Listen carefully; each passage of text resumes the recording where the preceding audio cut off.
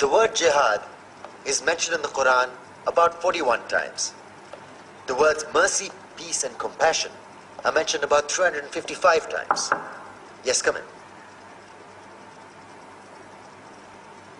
Come on in, Riaz. Sit down, please. Yeah. Contrary to popular belief in most Western cultures, Islam is a religion that preaches peace and tolerance. Yes, Patricia.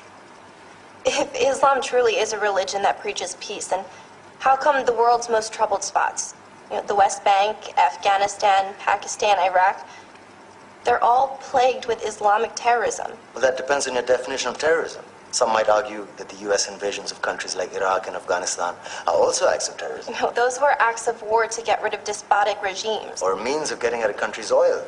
Conspiracy theories. Well, May I? Yes, please. Go ahead, Riaz. Mr. Khan is right. I mean, if we're talking about terrorists, the world's biggest terrorists are the white superpowers. Come on now. No, really, stop and think about it. Explain 9/11. Okay. Do you know how many people died in the Twin Towers strike? Around 3,000. And do you have any idea how many people died in the bombing of Afghanistan? Take a wild guess. More than 15,000 people died. And that's just conservative figures. About 50,000 tons of explosives were dropped on innocent civilians. Men, women, children. Yeah, but that was because of the Taliban. Now that you brought it up, did you know that the Taliban was a creation of the CIA to fight the Russians? Whatever. They were still harboring terrorists. Yeah, right. Terrorists that were never found. Just like the weapons of mass destruction that were never found in Iraq. Do you want to get into the death toll in Iraq? 500,000 civilians and counting.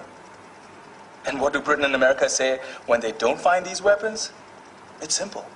They just say sorry. And still refuse to relinquish control of these countries. What are you trying to say? What I'm trying to say is that just because you're American, wear a fancy suit, and call yourself the president, doesn't make you any less of a terrorist.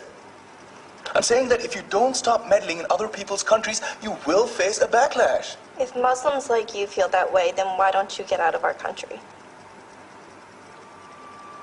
We will. As soon as you promise to leave ours.